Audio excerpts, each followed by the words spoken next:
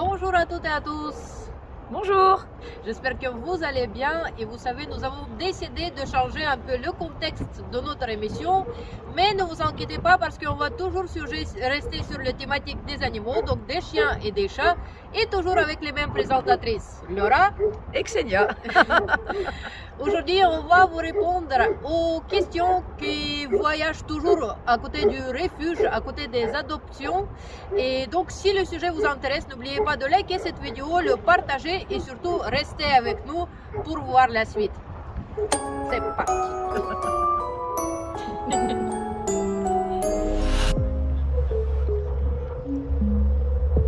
Donc, Laura, voici quelques questions que je vais te poser. Ah ouais, quand même. Ouais, c'est pas mal.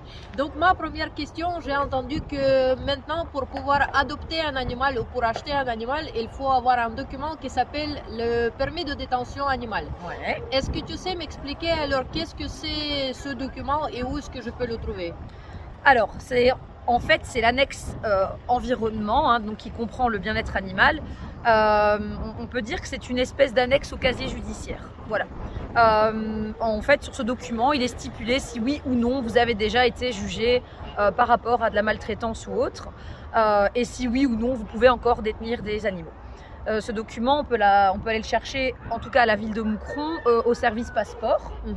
Et à Moucron, il est gratuit d'ailleurs. C'est super bien, et ça il faut le dire, il y a des communes où c'est payant. Et chez nous, on l'a tout de suite. Donc il ne faut pas introduire de demande au préalable, on peut se rendre à la commune, aller au service concerné et aller chercher le document, on l'a immédiatement. Ou alors on peut le demander via une adresse mail qui est prévue à cet effet et que vous retrouverez sur les sites concernés en tout cas. D'accord, ben, c'est super gentil. Ben, écoute Laura, alors j'ai une deuxième question pour toi. J'ai entendu que des animaux qui arrivent au refuge, ce sont souvent des animaux avec des problèmes comportementaux ou psychologiques. Est-ce que c'est vrai? Ah non, pas du tout. Alors, la plupart des animaux ici sont plutôt des arrivants suite à parfois un mauvais choix de race. Ça arrive. Donc c'est plutôt les maîtres qui n'arrivent pas à gérer ces traces. Oui, bah oui. Parfois ça. Voilà, le candidat ne correspond pas aux attentes de la famille. Parfois le projet n'est pas toujours bien établi avec toute la famille aussi, hein, parce que c'est quand même un projet familial, évidemment. Mais il y a plein d'autres animaux qui arrivent ici parce que la vie a fait que des gens qui se retrouvent sans domicile du jour au lendemain, des gens malades, des gens hospitalisés à longue durée, pour lesquels on ne connaît pas forcément le dénouement. Donc il y a aussi beaucoup d'animaux qui arrivent ici et qui n'ont pas de passif, qui sont des animaux qui ont eu des choix de vie, qui n'ont jamais, pour lesquels on a toujours comblé tous leurs besoins.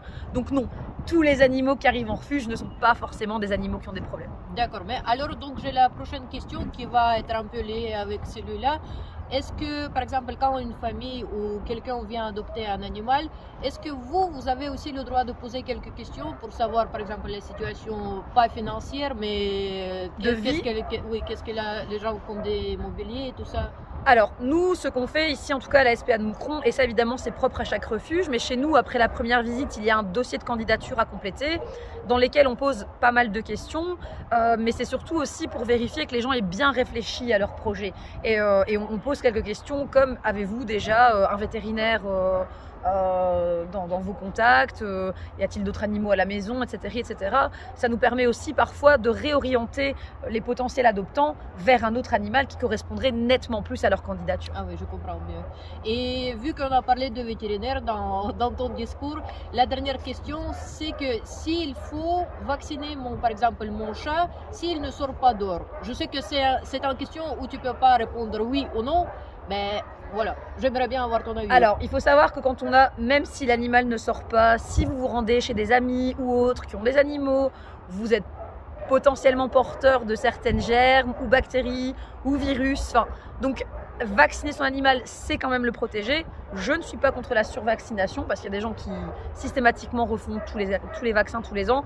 Ça reste des métaux lourds, ça reste quand même un traitement intrusif. Mais en Wallonie, c'est un peu moins fréquent, mais il y a de plus en plus de vétérinaires qui pratiquent le VaxiCheck. Et donc, en fait, on va aller vérifier si les molécules de vaccin sont toujours actives dans le sang du chien et ça permet de ne pas survacciner l'animal, en fait. Ah, ça c'est génial. Ouais. Ça génial. Donc ça commence à se développer tout doucement chez nous. D'accord, mais un très grand merci, Laura. De rien. Donc voilà toutes les informations. Merci beaucoup d'avoir regardé cette émission. N'oubliez pas de liker et partager cette vidéo parce que ça augmente les chances des chiens et des chats de retrouver leur famille. Merci beaucoup à Laura. Merci à toi Xenia. Et à bientôt. À bientôt.